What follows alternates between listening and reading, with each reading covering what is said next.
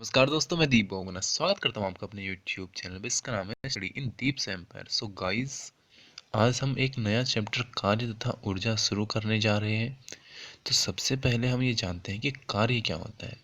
तो कार्य को समझने के लिए विज्ञान के दृष्टिकोण से हम कार्य को किस प्रकार देखते हैं, ये समझने के लिए यहाँ पे एक स्थिति दे रखी है। तो आप सबसे पहले इस स्थिति को देखो, ठीक है।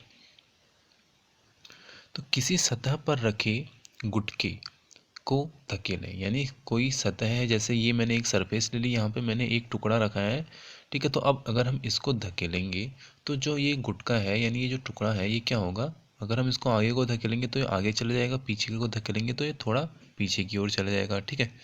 आपने गुटके पर कुछ बल लगाया, जिससे क्या हुआ कि जो गुटका है, यानी जो टुकड़ा है हमारा, ये क्या हो गया, विस्थापित हो गया, ठीक है।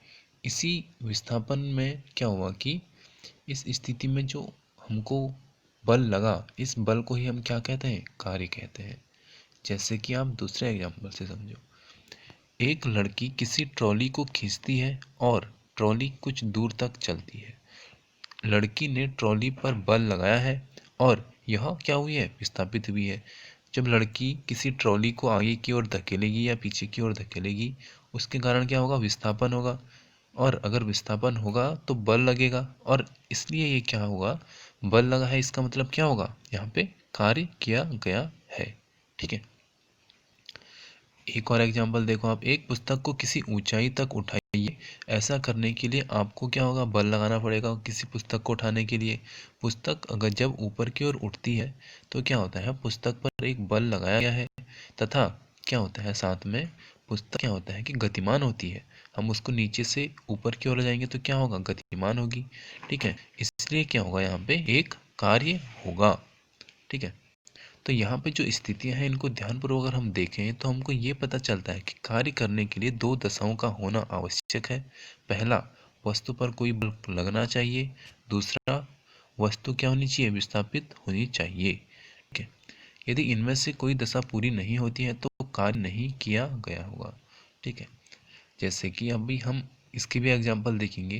विज्ञान में हम कार्य को इसी दृष्टि से देखते हैं। एक बैल किसी गाड़ी को खींच रहा है, गाड़ी चलती है, गाड़ी पर एक बल लग रहा है, तथा क्या होता है, गाड़ी कुछ दूर तक चली भी जाती है। तो हम क्या देखते हैं कि यहाँ पे कार्य किया गया है, तो ऑब्वियस सी बात है, यहाँ पे कार्य हुआ है, ठीक है। अब चलिए देखते हैं कुछ और, एक नियत बल द्वारा किया गया कार्य। अब ठीक है, यहाँ पे हम ये देखते हैं कि जब हम एक नियत बल लगाएं तो वहाँ पे जो होगा कार्य, वो क्या होगा। तो इसे समझने के लिए पहले हम उस स्थिति पर विचार करते हैं जब बल विस्थापन की दिशा में लग रहा हो। तो यहाँ पे देखो, आप एक एग्जाम्पल के थ्रू ही आपको समझाता हूँ। मान लीजिए किसी वस्तु पर एक नियत बल F कार्य करता है, तथा मान लीजिए कि वस्तु क्या है, बल की दिशा में इस दूरी तक विस्थापित हुई है, ठीक है। तो बल लगा है F और विस्थापित कहाँ कितनी हुई है, S दूरी तक। मान लीजिए W क्या है, कार्य है। तो यहाँ पे इनके बीच का हमको अब क्या बताना है, रिलेशन बताना है। तो कार्य की परिभाषा के अनुसार किया गया कार्य बल तथा विस्थापन के गुणनखंड के बराबर होता है। यानी इन दोनों का अगर हम गुणा करेंगे, बल का और विस्थापन का, ठीक है, तो हमको क्या मिलेगा, कार्य मिलेगा। तो यानी हम ये कह सकते हैं कि कार्य बराबर क्या होता है, बल गुणा विस्थापन होता है। यानी W इक्वल टू क्या होता है, F इंटू एस होता है, ठीक है। तो यहाँ पे इस डायग्राम से आप चीज़ों को थोड़ा सा अच्छे से समझ गए होंगे, ठीक है। अब थोड़ा सा बढ़ते हैं आगे। और अगर यहाँ पे एक और चीज़ मैं आपको बताऊँ, अगर मैं यहाँ पे बल यानी F की वैल्यू 1 रखूँ और विस्थापन को भी 1 रखूँ, तो यहाँ पे जो W होगा वो इंटू करके हमको ऑब्वियस सी बात है कितना मिल जाएगा, 1 मिल जाएगा। तो यानी जब हमारा बल और विस्थापन की वैल्यू 1 होगी तो हमारा कार्य कितना होगा, 1 होगा, ठीक है। अब बढ़ते हैं हम अपनी एक एग्जाम्पल यहाँ पे कर लेते हैं। तो सबसे पहले आप ये एग्जाम्पल देखो, यहाँ पे इसमें ये दे रखा है कि एक कुली 15 किलो का बोझ धरती से 1.5 मीटर ऊपर अपने सिर पर रखता है। तो यानी यहाँ पे एक कुली दे रखा है हमको। यहाँ पे मैं इसका थोड़ा सा आपको डायग्राम भी बना देता हूँ। तो ये है कुली, इसकी हाइट जो हमको दे रखी है वो कितनी है, 1.5 मीटर है। ठीक है, तो ये कोई सामान अपने सिर पर रखता है, तो सिर पर क्या हो रहा है, उसके द्वारा जो बोझ सिर पर रखा गया है, इसमें जो कार्य हुआ है हमको यहाँ पे कार्य बताना है। ठीक है, तो यहाँ पे सबसे पहले हमको क्या दे रखा है, 15 किलो बोझ। ठीक है, तो यानी यहाँ पे मास हमको दे रखा है कितना, 15 kg। और विस्थापन कितना दे रखा है, अगर वो जमीन से बोझ अपने सर पे रख रहा है तो यहाँ पे विस्थापन कितना होगा, 1.5 मीटर। कैसे, क्योंकि उसकी हाइट कितनी है, 1.5 मीटर है, इसलिए। ठीक है, तो यहाँ पे अगर हम निकालें W equal to F into S से, तो यहाँ पे हमको क्या मिलेगा, 15 × 10 × 1.5। तो यहाँ पे देखो हमने ये क्या किया है, यहाँ पे ग्राम में चेंज किया है। ठीक है, क्यों, क्योंकि यहाँ पे ये सेकंड में दे रखा है, तो यहाँ पे जो यूनिट है ये हमने चेंज की है, तो इसलिए हमको ये जो वैल्यू मिली वो क्या मिली, यहाँ पे हमने इसको 10 से गुणा किया। ठीक है, 10 मीटर प्रति सेकंड स्क्वायर से। तो हमको जो यहाँ पे इसको सॉल्व करके आंसर मिलेगा वो मिलेगा 225 किलोग्राम मीटर प्रति सेकंड स्क्वायर। ठीक है, और इसी को हम क्या बोलते हैं, 225 न्यूटन। और यहाँ पे आपको ये चीज़ पता होगी कि न्यूटन बराबर क्या होता है, यानी एन बराबर क्या होता है, केजी अपॉन एस स्क्वायर। ठीक है, यानी किलोग्राम बट्टे समय का स्क्वायर, यानी सेकंड का स्क्वायर। तो यहाँ पे एन एन की वैल्यू हमको पता चल गई। और जब हमको न्यूटन मीटर दे रखा हो तो इसको हम क्या लिख सकते हैं, जूल लिख सकते हैं। ठीक है, तो यहाँ पे आपको यहाँ पे ये भी पता चलना है कि जो मात्रक है वो किस प्रकार चेंज हो सकते हैं। ठीक है, किलोग्राम प्रति सेकंड स्क्वायर होगा तो उसको हम न्यूटन लिख सकते हैं, यानी न्यूटन की वैल्यू हम कहाँ, कहीं पे अगर हमको किलोग्राम प्रति सेकंड स्क्वायर दी होगी तो वो हम लिख सकते हैं। साथ ही में अगर हमको कहीं पर न्यूटन मीटर दे रखा है तो हम उसको क्या लिख लेंगे, जूल लिख लेंगे। तो यहाँ पे हमारा जो फाइनल रिजल्ट मिलेगा, कूली द्वारा बोझे पर किया गया कार्य मिलेगा, वो कितना मिलेगा, 225 जूल मिलेगा। ठीक है, आई थिंक अब आप इसको ठीक से समझ गए होंगे। जूल के बाद हम देखते हैं कि ऊर्जा, ऊर्जा क्या होती है। तो ऊर्जा के बिना जीवन क्या है, असंभव है। ऊर्जा की आवश्यकता दिन प्रतिदिन बढ़ रही है। हमें ऊर्जा कहाँ से प्राप्त होती है, ये देखने के लिए यहाँ पे हम आगे की थ्योरी देखते हैं थोड़ा। ठीक है, सूर्य हमारे लिए ऊर्जा का सबसे बड़ा प्राकृतिक स्रोत है। हमारे ऊर्जा के बहुत से स्रोत सूर्य से ही क्या होते हैं, उत्पन्न होते हैं या व्युत्पन्न होते हैं।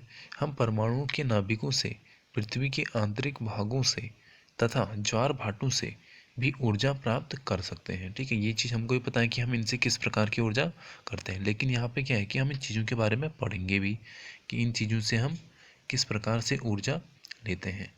ठीक है, तो यहाँ पे सबसे पहले हम ये देखते हैं कि ऊर्जा का जो रूप है ये क्या है। तो सौभाग्य से जिस संसार में हम रहते हैं उसमें ऊर्जा अनेक रूपों में विद्यमान है। विभिन्न रूपों में स्थितिज ऊर्जा, गतिज ऊर्जा, ऊष्मीय ऊर्जा, रासायनिक ऊर्जा और विद्युत ऊर्जा तथा क्या है कि प्रकाशीय ऊर्जा सम्मिलित है। तो यहाँ पे मैंने आपको जो ये ऊर्जाओं के टाइप बताए हैं, ये टाइप आप नोट कर लेना। पहला मैंने आपको बताया स्थितिज ऊर्जा, दूसरा गतिज ऊर्जा, तीसरा ऊष्मीय ऊर्जा, चौथा रासायनिक ऊर्जा, पांचवा मैंने आपको बताया विद्युत ऊर्जा और छठा मैंने आपको बताया प्रकाश ऊर्जा। तो अगर आपसे ऊर्जा के टाइप पूछे तो मैंने आपको 6 टाइप यहाँ पे बता दिए हैं, तो आप वहाँ पे 6 टाइप लिख सकते हैं। ठीक है, स्थितिज, गतिज, ऊष्मीय, रासायनिक, विद्युत और प्रकाश। ठीक है, अब बढ़ते हैं थोड़ा आगे, जहाँ पे कि हम ये देखेंगे कि गतिज ऊर्जा, यानी हमने यहाँ पे सबसे पहले गतिज ऊर्जा के बारे में देखना है। तो गतिज ऊर्जा को देखने के लिए इस वाले डायग्राम को आप देखो। पहले यहाँ पे क्या किया गया है कि बल लगा रखा है और यहाँ पे कोई वस्तु को धक्का दिया जा रहा है और साथ में रॉड से उस चीज़ को खींचा जा रहा है। ट्रॉली के सामने सुविधाजनक क्या है कि निश्चित दूरी पर रखी हुई ट्रॉली है।